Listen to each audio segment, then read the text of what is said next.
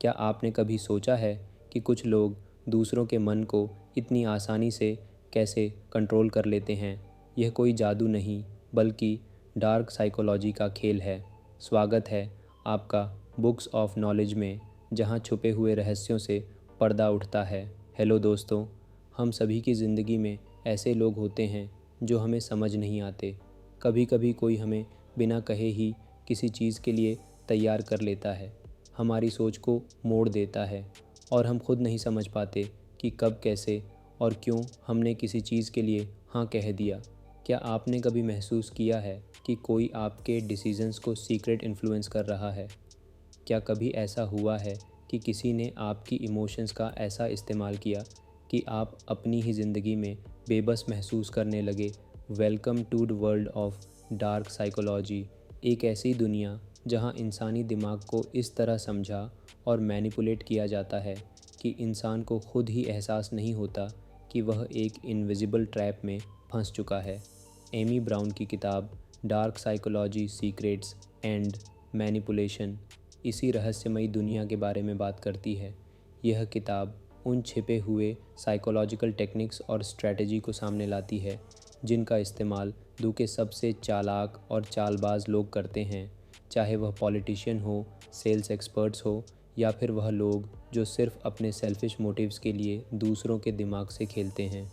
इस वीडियो में हम इस किताब का डीप एनालिसिस करेंगे, इसकी हर स्ट्रैटेजी को डिकोड करेंगे और आपको यह समझाएंगे कि कैसे लोग आपकी साइकोलॉजी को हैक करके आपको अपनी मर्ज़ी से चलाने की कोशिश करते हैं। लेकिन सिर्फ यही नहीं, हम यह भी जानेंगे कि आप खुद को इन चालाकियों से बचा कैसे सकते हैं। कई लोग यह समझते हैं कि मैनिपुलेशन सिर्फ मूवीज़ में दिखाया जाने वाला एक कॉन्सेप्ट है, लेकिन हकीकत में यह हमारे रोज़मर्रा की ज़िंदगी में मौजूद है। हमारे ऑफिस पॉलिटिक्स में, हमारे रिलेशनशिप्स में, हमारी सोशल मीडिया इंटरेक्शंस में और यहाँ तक कि हमारे परिवार के कुछ डायनामिक्स में भी डार्क साइकोलॉजी का असली ख़तरा ये है कि ये ज़्यादातर लोगों को नज़र नहीं आता। जो लोग इसे मास्टर कर लेते हैं वे दूसरों के दिमाग को अपनी मर्ज़ी से मोड़ने की ताकत हासिल कर लेते हैं। इसीलिए यह जानना ज़रूरी हो जाता है कि आपको मैनिपुलेटेड होने से ख़ुद को कैसे बचाना है।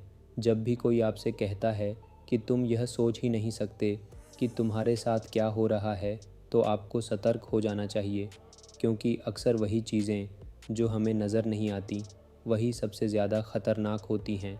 डार्क साइकोलॉजी का सबसे बड़ा सच यही है कि यह सब कुछ छिप कर बड़ी चालाकी से किया जाता है। यह एक साइलेंट वॉर है जहां वर्ड्स, इमोशंस और ह्यूमन माइंड ही सबसे बड़े हथियार होते हैं। तो क्या आप रेडी हैं इस मनोवैज्ञानिक रहस्य को जानने के लिए? क्या आप जानना चाहते हैं कि डार्क साइकोलॉजी के सीक्रेट्स क्या हैं और कैसे कुछ लोग आपकी ज़िंदगी को बिना आपकी इजाज़त के कंट्रोल करने की कोशिश कर सकते हैं? अगर हाँ, तो इस वीडियो को अंत तक ज़रूर देखिए, क्योंकि इसमें हम न सिर्फ आपको इन मैनिपुलेटिव टैक्टिक्स के बारे में बताएंगे, बल्कि आपको इससे बचने के सबसे असरदार तरीके भी बताएंगे। तो चलिए डाइव करते हैं इस फैसेटिकड साइकोलॉजी हमारी सोच, हमारी भावनाओं और यहाँ तक कि हमारे एक्शंस को भी कंट्रोल कर सकती है। चैप्टर 1, डार्क साइकोलॉजी के सीक्रेट्स और स्ट्रैटेजी। क्या आपने कभी किसी ऐसे व्यक्ति से मुलाकात की है जो बिना कुछ कहे भी माहौल को अपने नियंत्रण में ले लेता है? क्या आपने कभी महसूस किया है कि कुछ लोग इतनी आसानी से दूसरों को इन्फ्लुएंस कर लेते हैं कि सामने वाले को यह तक पता नहीं चलता कि वह उनकी मर्ज़ी से नहीं, बल्कि उनके दिमाग के जाल में फंसकर निर्णय ले रहा है? यह कोई जादू नहीं, बल्कि डार्क साइकोलॉजी के गहरे सीक्रेट्स और स्ट्रेटजीज़र का उपयोग वे लोग करते हैं जो अपने फ़ायदे के लिए दूसरों के मन और भावनाओं से खेलना जानते हैं। डार्क साइकोलॉजी वह कला है जिसमें मनोवैज्ञानिक तकनीकों का उपयोग करके किसी के सोचने, महसूस करने और निर्णय लेने के तरीके को बदला जाता है। इसे समझने वाले लोग दूसरों को अपनी मर्ज़ी के अनुसार चलाने की क्षमता रखते हैं और उन्हें इसका एहसास तक नहीं होने देते। यह एक ऐसी शक्ति है जिसे सही व्यक्ति एथिकल तरीके से इस्तेमाल कर सकता है, लेकिन गलत व्यक्ति इसे अपने स्वार्थ के लिए एक ख़तरनाक हथियार की तरह इस्तेमाल कर सकता है। जो लोग डार्क साइकोलॉजी में निपुण होते हैं वे कुछ खास स्ट्रेटजी का उपयोग करते हैं। पहली और सबसे महत्वपूर्ण रणनीति है इमोशनल मिररिंग। यह एक ऐसा तरीका है जिसमें मैनिपुलेटर सामने वाले की भावनाओं, हाव भाव और सोचने के तरीके को सटल रूप से कॉपी करता है। जब कोई आपके हाव भाव, बोलने के अंदाज और व्यवहार को धीरे धीरे अपनाने लगता है तो आपका अवचेतन मन उसे अपने जैसा मानने लगता है। इससे आपके भीतर उस व्यक्ति के प्रति एक अनजाना विश्वास पैदा हो जाता है और यहीं से मैनिपुलेशन की शुरुआत होती है। एक और शक्तिशाली रणनीति है फियर बेस्ड कंट्रोल। इंसान का दिमाग स्वाभाविक रूप से डर से प्रभावित होता है। जब हमें किसी चीज़ का डर होता है तो हम उसे टालने के लिए कुछ भी करने को तैयार रहते हैं। डार्क साइकोलॉजी का उपयोग करने वाले लोग इस डर का फ़ायदा उठाते हैं। वे सटल ऐसे शब्दों और विचारों का इस्तेमाल करते हैं जो आपके दिमाग में अनिश्चितता और भय पैदा करें। वे यह दिखाते हैं कि अगर आपने उनकी बात नहीं मानी तो कुछ बुरा हो सकता है।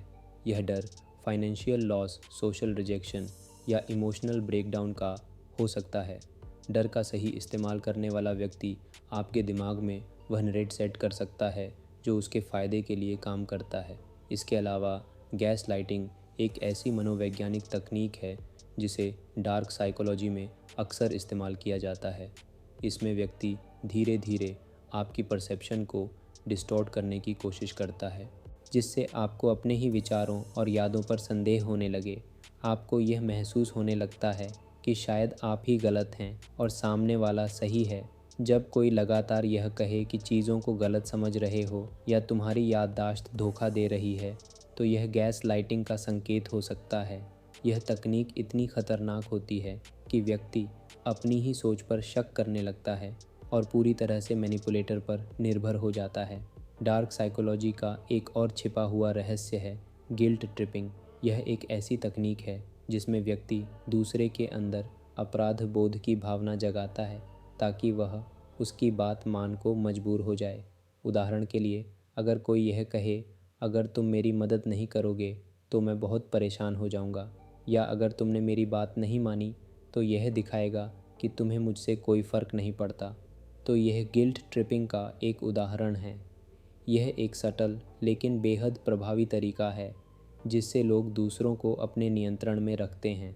डार्क साइकोलॉजी के इन सीक्रेट्स का इस्तेमाल सिर्फ व्यक्तिगत रिश्तों में ही नहीं बल्कि बड़े स्तर पर भी किया जाता है। राजनीति, बिजनेस, मार्केटिंग और सोशल मीडिया में भी यह तकनीकें अपनाई जाती हैं। कंपनियां अपने प्रोडक्ट्स बेचने के लिए लोगों के मनोविज्ञान को समझकर विज्ञापन तैयार करती हैं। वे स्केरस का डर दिखाती हैं, लिमिटेड टाइम ऑफ़र या स्टॉक रनिंग आउट फास्ट, जिससे ग्राहक इम्पल्स में आकर तुरंत निर्णय लेते हैं। इसी तरह कई नेता जनता के इमोशंस को कंट्रोल करके अपनी रणनीतियों को सफल बनाते हैं। डार्क साइकोलॉजी की सबसे ख़तरनाक तकनीकों में से एक है आइसोलेशन टेक्निक। इसमें मैनिपुलेटर धीरे धीरे अपने शिकार को बाकी दुनिया से दूर करता है ताकि वह पूरी तरह से उसके कंट्रोल में आ जाए। वह यह महसूस कराता है कि बाकी लोग भरोसेमंद नहीं हैं, सिर्फ वही व्यक्ति सही है।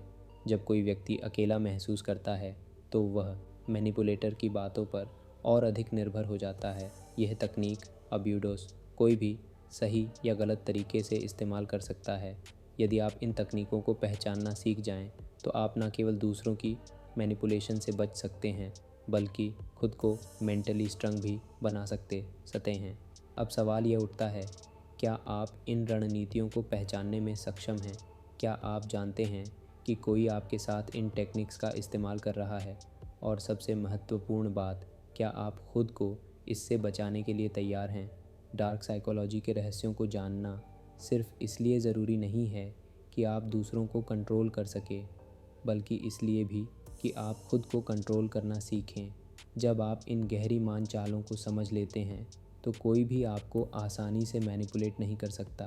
अब यह आपके हाथ में है कि आप इस ज्ञान को कैसे इस्तेमाल करते हैं, एक मेंटल शील्ड की तरह या एक साइकोलॉजिकल वेपन की तरह। Chapter 2, analysing dark psychology. क्या आपने कभी सोचा है कि इंसान के दिमाग में चल रही गहरी चालों को समझने की ताकत अगर आपके पास हो तो आप कितनी चीज़ों को अपने पक्ष में कर सकते हैं? क्या अगर आपको यह पता चल जाए कि कोई आपके साथ खेल खेल रहा है तो आप उसके जाल में फंसने से पहले ही खुद को बचा सकते हैं। यह सब समझने के लिए हमें डार्क साइकोलॉजी को एनालाइज करना होगा। यह कोई साधारण मनोविज्ञान नहीं है, बल्कि यह इंसानी दिमाग के उन पहलुओं की गहराई में जाने की कोशिश है जिनके बारे में आम लोग सोचते भी नहीं हैं। डार्क साइकोलॉजी यानी मनोविज्ञान का वह क्षेत्र जो पावर, कंट्रोल और इन्फ्लुएंस पर आधारित होता है। यह इंसान के कमज़ोर बिंदुओं को समझने, उनकी इच्छाओं और डर को मैनिपुलेट करने और उन्हें एक ऐसी दिशा में ले जाने की कला है जिसमें वे खुद भी यह महसूस नहीं कर पाते कि उनके साथ क्या हो रहा है। यह उन मानसिक तकनीकों का गहन अध्ययन है जिनका उपयोग अक्सर नार्सिसिस्ट, साइकोपैथ्स और मास्टर मैनिपुलेटर्स करते हैं। हमारी रोज़मर्रा की ज़िंदगी में हम कई बार ऐसे लोगों के संपर्क में आते हैं जो हमारी भावना के साथ खेलते हैं, हमें गिल्ट ट्रिप में डालते हैं या फिर हमारे डर का फ़ायदा उठाकर हमें अपने अनुसार चलाने की कोशिश करते हैं। कई बार हमें पता भी नहीं चलता कि हमारी डिसीजंस, हमारी सोच और यहाँ तक कि हमारे इमोशंस भी सेटली कंट्रोल्ड हो रहे हैं। लेकिन जब हम डार्क साइकोलॉजी को एनालाइज करना शुरू करते हैं तो हमें ये समझ में आने लगता है कि किस तरह से कुछ लोग हमारी भावनाओं, हमारी सोच और हमारी धारणाओं को मैनिपुलेट करने की कोशिश कर रहे हैं। डार्क साइकोलॉजी को समझने का सबसे पहला और सबसे ज़रूरी कदम यह है कि हम ये जानें कि आखिर इंसान का दिमाग कैसे काम करता है। हमारे मनोवैज्ञानिक पैटर्न्स, हमारे फियर्स, डिज़ायर्स और इनसिक्योरिटीज़ ही हमें वल्नरेबल बनाते हैं।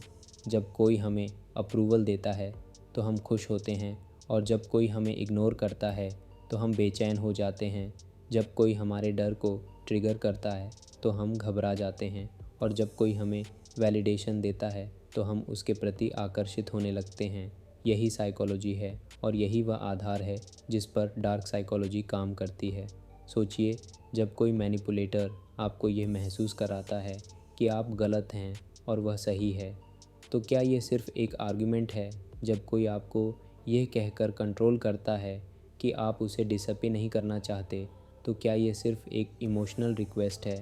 जब कोई आपको फियर बेस्ड डिसीजंस लेने पर मजबूर करता है, तो क्या ये सिर्फ़ एक चेतावनी है? नहीं, ये सब डार्क साइकोलॉजी के टैक्टिक्स हैं जिनका उपयोग करके लोग दूसरों को कंट्रोल करने की कोशिश करते हैं। डार्क साइकोलॉजी के कुछ सबसे ख़तरनाक वेपन्स होते हैं manipulation, deception, gas lighting, guilt tripping और इमोशनल एक्सप्लॉयटेशन। यह सभी टेक्निक्स एक ही चीज़ पर केंद्रित होती हैं, दूसरे व्यक्ति के इमोशंस और थॉट्स को सटल कंट्रोल करना। जब कोई आपको गिल्ट ट्रिप करता है और आपको इस तरह फील कराता है कि आप बुरे इंसान हैं सिर्फ़ इसलिए ताकि आप उनकी बात मान लें, तो ये डार्क साइकोलॉजी का एक क्लासिक एग्ज़ाम्पल है। जब कोई आपकी परसेप्शन को मैनिपुलेट करता है और आपको यह विश्वास दिलाने की कोशिश करता है कि आपकी ही सोच गलत है, तो ये गैस लाइटिंग कहलाता है। और जब कोई आपको धीरे धीरे अपने इन्फ्लुएंस में लाने के लिए डिसेप्शन यानी धोखे का इस्तेमाल करता है, तो ये भी डार्क साइकोलॉजी का एक हिस्सा होता है। डार्क साइकोलॉजी का एक और पहलू है पर्सवेजन वर्सेस मैनिपुलेशन। बहुत से लोग परवेज़ और मैनिपुलेशन को एक ही चीज़ समझते हैं, लेकिन दोनों में एक सटल फ़र्क है। परवेज़ यानी मनाने की कला एक एथिकल स्किल होती है जिसमें सामने वाले को बिना दबाव डाले लॉजिक और इमोशंस के संतुलन के साथ अपनी बात पर सहमत किया जाता है। लेकिन मैनिपुलेशन एक अनएथिकल तरीका होता है जिसमें सामने वाले की भावनाओं के साथ खेलकर उसे अपनी मर्ज़ी से कंट्रोल किया जाता है। डार्क साइकोलॉजी का सही अध्ययन करने पर हमें यह समझ में आता है कि लोग कैसे सोचते हैं, कैसे रिएक्ट करते हैं और किन परिस्थितियों में वे सबसे ज़्यादा वल्नरेबल होते हैं। इस ज्ञान को हासिल करने का मतलब यह नहीं है कि हम इसे गलत तरीके से इस्तेमाल करें, बल्कि इसका सही उपयोग हमें सेल्फ़ डिफेंस में मदद कर सकता है। जब हमें यह पता चल जाता है कि कोई व्यक्ति हमारी भावनाओं के साथ खेल रहा है, तो हम सचेत हो जाते हैं और उस जाल में फंसने से बच सकते हैं। इस अध्याय का सबसे बड़ा सवाल यही है, क्या आप जानते हैं कि आप भी अपनी ज़िंदगी में कभी ना कभी डार्क साइकोलॉजी के किसी न किसी टेक्निक का शिकार हो चुके हैं? क्या आपको कभी ऐसा महसूस हुआ है कि आपकी डिसीजंस आपके खुद के नहीं थे, बल्कि किसी ने सटल तरीके से आपको उन्हें लेने के लिए मजबूर कर दिया। क्या आप कभी ऐसे टॉक्स रिलेशनशिप्स में रहे हैं जहां आपको गैस लाइटिंग या गिल्ट ट्रिपिंग का शिकार बनाया गया हो? डार्क साइकोलॉजी को एनालाइज करना एक तरह से खुद को मानसिक रूप से मजबूत बनाना है। यह सिर्फ मैनिपुलेशन को समझने का विज्ञान नहीं है, बल्कि यह एक मेंटल आर्मरर है जो आपको उन लोगों से बचा सकता है जो आपकी भावनाओं के साथ खेलना चाहते हैं। जब आप डार्क साइकोलॉजी के पैटर्न्स को पहचानना सीख जाते हैं तो आप किसी के भी साइकोलॉजिकल गेम्स में फंसने से बच सकते हैं। आप अपनी मेंटल स्ट्रेंथ को बढ़ा सकते हैं और अपने जीवन के डिसीजंस को ज़्यादा कॉन्शियस तरीके से ले सकते हैं। अब यह आप पर निर्भर करता है, क्या आप दूसरों के हाथों में एक पपेट की तरह रहना चाहेंगे या आप अपने दिमाग की ताकत को पहचान कर खुद के लिए एक मजबूत मेंटल शील्ड तैयार करेंगे। Chapter 3, the art of manipulation. क्या आपने कभी सोचा है कि कुछ लोग इतनी आसानी से दूसरों को अपनी बात मनवाने में कैसे सफल हो जाते हैं? वे बिना किसी ज़ोर ज़बरदस्ती के, बिना कोई ज़बरदस्त तर्क दिए, सिर्फ शब्दों और हाव भाव के ज़रिए सामने वाले की सोच और निर्णयों को अपने अनुसार मोड़ देते हैं। यह सब सिर्फ एक कला का नतीजा है। मैनिपुलेशन सिर्फ एक मनोवैज्ञानिक तकनीक नहीं है, बल्कि यह एक खेल है जो इंसानों की भावनाओं, उनके डर, उनकी इच्छाओं और उनकी असुरक्षाओं पर खेला जाता है।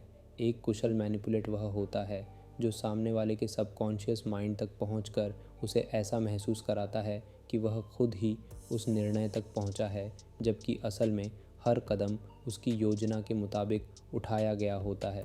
सोचिए, जब कोई आपसे कहता है, अगर तुम मुझसे प्यार करते हो तो तुम यह करोगे, तो यह प्यार की मांग है। या एक चालाकी से घड़ी गई मानसिक चाल, जब कोई आपको गिल्ट महसूस कराता है कि आपने उनकी मदद नहीं की, भले ही आपके पास सही कारण थे, तो यह सिर्फ एक सीधा सा अनुरोध था।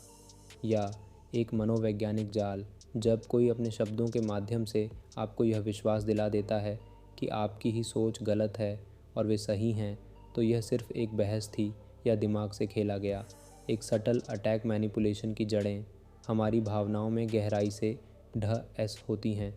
इंसान एक भावनात्मक प्राणी है। हम सभी प्यार, सम्मान, सुरक्षा और स्वीक चाहते हैं, और जब कोई इन भावनाओं को अपने नियंत्रण में ले आता है, तब वह हमें अपने अनुसार मोड़ सकता है।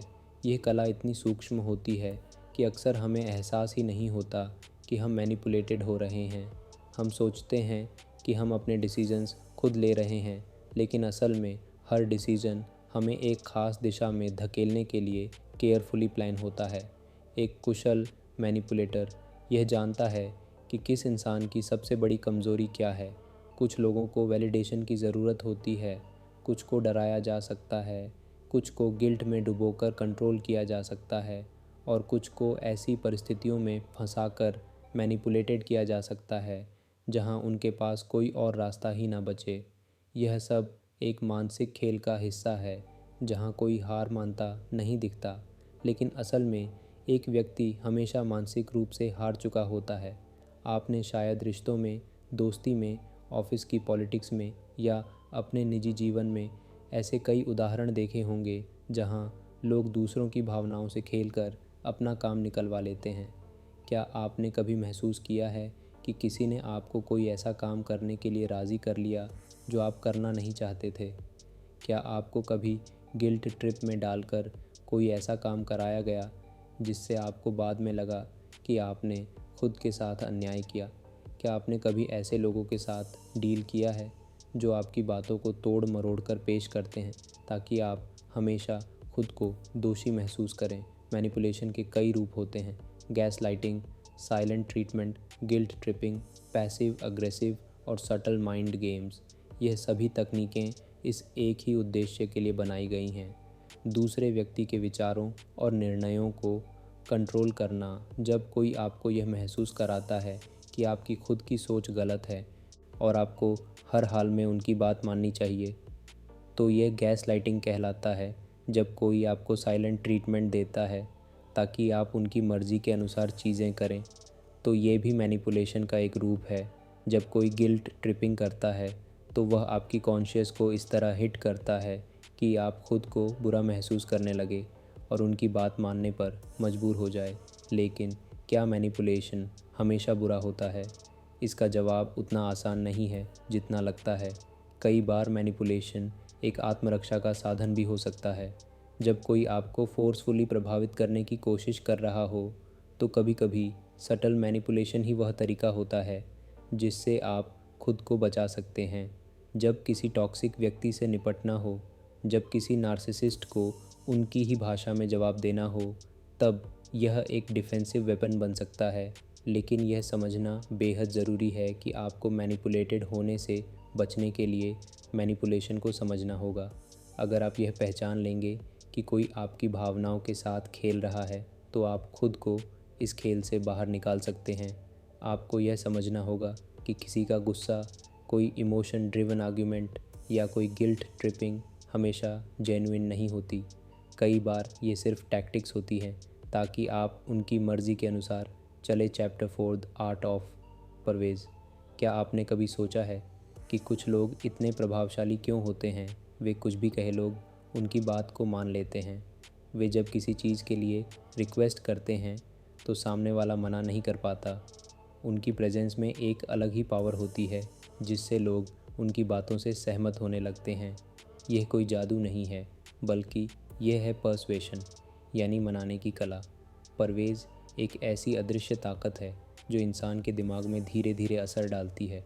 यह कोई ज़बरदस्ती या मैनिपुलेशन नहीं होती, बल्कि यह एक सटल इन्फ्लुएंस होती है जिसमें सामने वाले को यह महसूस कराए बिना कि उसे प्रभावित किया जा रहा है, उसे अपनी मर्ज़ी से आपके विचारों की ओर आकर्षित किया जाता है।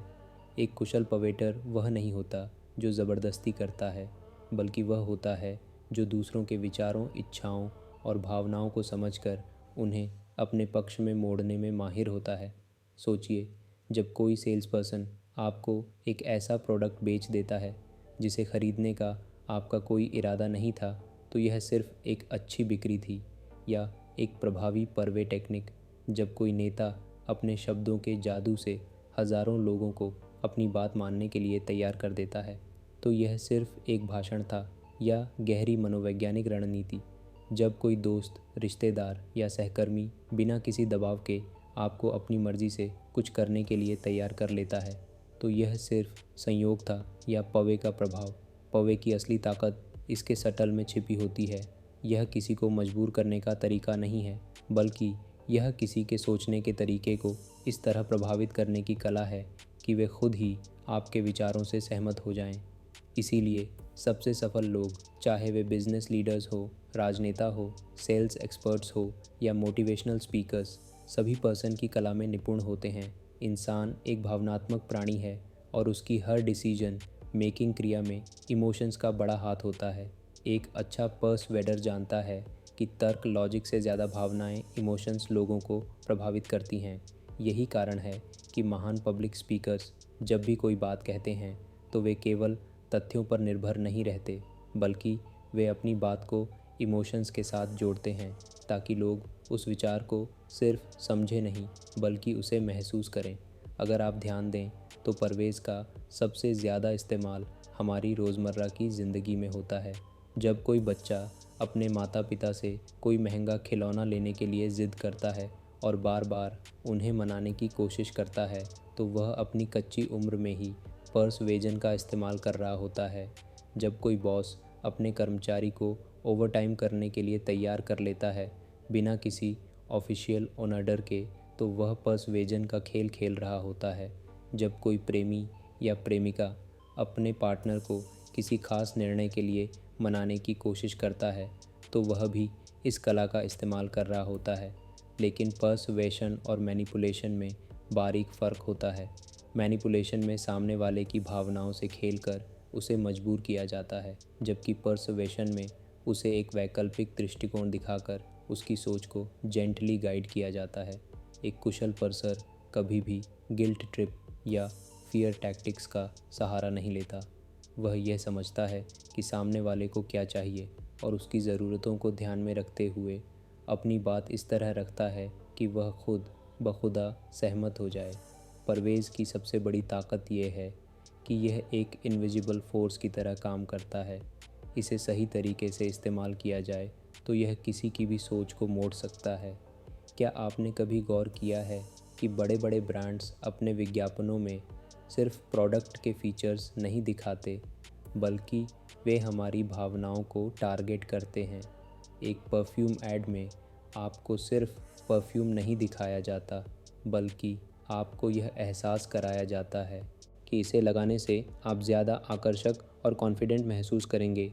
एक कार का विज्ञापन सिर्फ कार के स्पेसिफिकेशंस पर फोकस नहीं करता, बल्कि यह आपके अंदर लग्जरी, एडवेंचर और पावर की भावना जगाता है। यही पर्सुएशन की असली ताकत है। यह किसी चीज़ को इस तरह पेश करना कि लोग उसे सिर्फ देखें नहीं, बल्कि उसके साथ जुड़ाव महसूस करें। अब सवाल यह उठता है कि क्या पर्सुएशन को सीखा जा सकता है? और जवाब है बिल्कुल। यह कोई जन्मजात गुण नहीं है, बल्कि एक सीखी जाने वाली स्किल है। यदि आप इसे समझ लें तो आप अपनी पर्सनल और प्रोफेशनल लाइफ में इसे एक पावरफुल टूल की तरह इस्तेमाल कर सकते हैं। चैप्टर F, खुद को डार्क साइकोलॉजी से सुरक्षित कैसे रखें। क्या आपने कभी ऐसा महसूस किया है कि कोई व्यक्ति आपको धीरे धीरे कंट्रोल कर रहा है, लेकिन आप यह समझ नहीं पा रहे कि यह हो कैसे रहा है? क्या आपको कभी ऐसा लगा है कि कोई आपकी भावनाओं से खेल रहा है, आपको गिल्ट ट्रिप कर रहा है, या आपको अपनी मर्ज़ी से मैनिपुलेट कर रहा है? अगर हाँ, तो यह जानना ज़रूरी है कि आप खुद को डार्क साइकोलॉजी के प्रभाव से कैसे बचा सकते हैं। यह कोई मामूली बात नहीं है, क्योंकि कई बार हम इस मानसिक खेल को पहचान भी नहीं पाते और धीरे धीरे उसके शिकार बनते चले जाते हैं। डार्क साइकोलॉजी का सबसे ख़तरनाक पहलू यह है कि यह आम तौर पर इतनी सटल होती है कि हमें इसका एहसास ही नहीं होता। यह किसी के शब्दों में छिपी होती है, उनकी टोन में, उनकी बॉडी लैंग्वेज में, और कई बार तो सिर्फ उनकी मौजूदगी में भी। जो लोग इस कला में माहिर होते हैं, वे अपने शिकार को यह महसूस तक नहीं होने देते कि उनके साथ मैनिपुलेशन हो रही है। लेकिन अगर आप इन टेक्निक्स को पहचानना और ख़ुद को सुरक्षित रखना सीख जाते हैं, तो कोई भी आपको आसानी से कंट्रोल नहीं कर सकता। खुद को डार्क साइकोलॉजी से बचाने का सबसे पहला और सबसे ज़रूरी कदम है सेल्फ़ अवेयरनेस। अगर आपको अपनी भावनाओं, अपनी सोच और अपनी रिएक्शंस की गहरी समझ होगी, तो कोई भी आपको आसानी से मैनिपुलेट नहीं कर पाएगा। अक्सर मैनिपुलेटिव लोग दूसरों की इनसिक्योरिटीज़ को टारगेट करते हैं। वे जानना चाहते हैं कि आपको किस चीज़ की सबसे ज़्यादा परवाह है, आपका सबसे बड़ा डर क्या है, और कौन सी चीज़ आपको सबसे ज़्यादा इमोशनली वल्नरेबल बनाती है।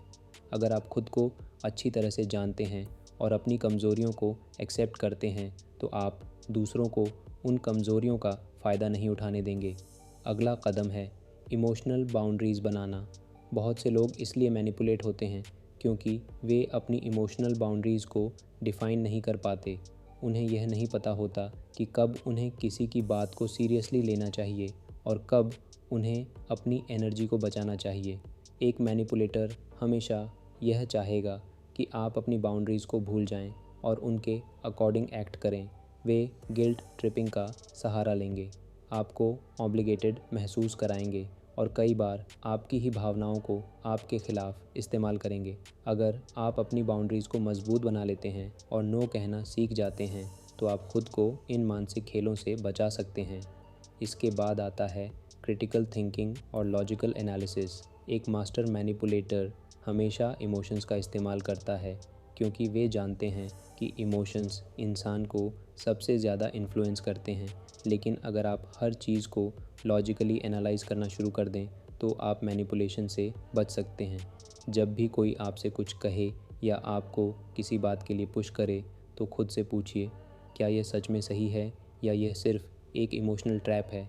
कई बार सिर्फ इतना सोचने भर से ही हम मैनिपुलेशन के जाल से बच सकते हैं। डार्क साइकोलॉजी से बचने के लिए सबसे ज़रूरी चीज़ है असर्टिव।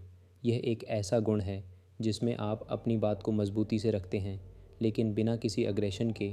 एक मैनिपुलेटिव व्यक्ति तभी ताकतवर होता है जब सामने वाला कमज़ोर हो, लेकिन जब आप खुद पर कॉन्फिडेंट होते हैं, अपनी राय को साफ तरीके से रखते हैं और बिना दबाव में आए अपने फ़ैसले लेते हैं, तो कोई भी आपको आसानी से मैनिपुलेट नहीं कर सकता। इसके अलावा अपने आसपास के लोगों को समझना भी बेहद ज़रूरी है। अक्सर जो लोग हमें मैनिपुलेट करते हैं वे हमारी रोज़मर्रा की ज़िंदगी में ही होते हैं। दोस्त, सहकर्मी, रिश्तेदार या कभी कभी तो हमारे सबसे करीबी लोग भी। वे धीरे धीरे हमें इमोशनल ट्रैप्स में फंसाते हैं और हमें यह एहसास तक नहीं होने देते कि वे हमारे दिमाग के साथ खेल रहे हैं। इसीलिए लोगों के वर्ड्स से ज़्यादा उनके एक्शंस पर ध्यान देना ज़रूरी है। अगर कोई बार बार आपके सेल्फ़ एस्टीम को गिराने की कोशिश कर रहा है, आपको गिल्ट ट्रिप कर रहा है या आपको मेंटली एग्जॉस्ट कर रहा है, तो यह एक रेड फ्लैग है। डार्क साइकोलॉजी से बचने के लिए सबसे प्रभावी तरीका ये है कि आप खुद को मानसिक रूप से मजबूत बनाएं। इसका मतलब है सेल्फ़ रिस्पेक्ट, सेल्फ़ वर्थ और सेल्फ़ कॉन्फिडेंस को बढ़ाना। जब कोई मैनिपुलेटर देखता है कि आप अपनी वैल्यू को समझते हैं तो वे आपको कंट्रोल करने में असफल हो जाते हैं। वे हमेशा उन लोगों को टारगेट करते हैं जो इमोशनल वैलिडेशन की तलाश में होते हैं, जिन्हें अप्रूवल चाहिए होता है या जो ईज़िली इन्फ्लुएंस होते हैं। लेकिन अगर आप अपनी वैल्यू खुद पहचानते हैं तो कोई भी आपको गिल्ट ट्रिप करके कंट्रोल नहीं कर पाएगा। डार्क साइकोलॉजी से बचने के लिए एक और ज़रूरी चीज़ है डिस्टेंस मेंटेन करना। अगर आपको यह एहसास हो जाए कि कोई व्यक्ति लगातार आपकी मेंटल हेल्थ को प्रभावित कर रहा है, तो सबसे अच्छा तरीका है कि आप उससे धीरे धीरे डिस्टेंस बना लें। यह हर बार पॉसिबल नहीं होता, लेकिन जहाँ भी मौका मिले वहाँ आपको टॉक्सिक लोगों से दूर रहने की कोशिश करनी चाहिए। कभी कभी सबसे अच्छा सेल्फ़ डिफेंस यही होता है कि आप मैनिपुलेशन के सोर्स से ही दूर हो जाए। सबसे महत्वपूर्ण बात यह है कि खुद को विक्टिम माइंडसेट से बाहर निकालें।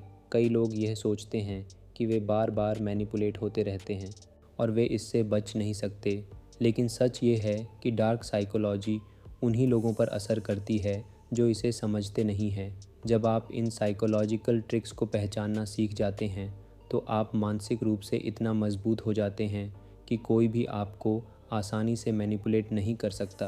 अब सवाल यह उठता है, क्या आप भी कभी किसी के द्वारा मैनिपुलेट हुए हैं लेकिन आपको उस वक्त एहसास नहीं हुआ? क्या आप भी कभी गिल्ट ट्रिप, इमोशनल ब्लैकमेल या गैसलाइटिंग के शिकार हुए हैं? और अगर हाँ, तो क्या अब आप खुद को बचाने के लिए तैयार है?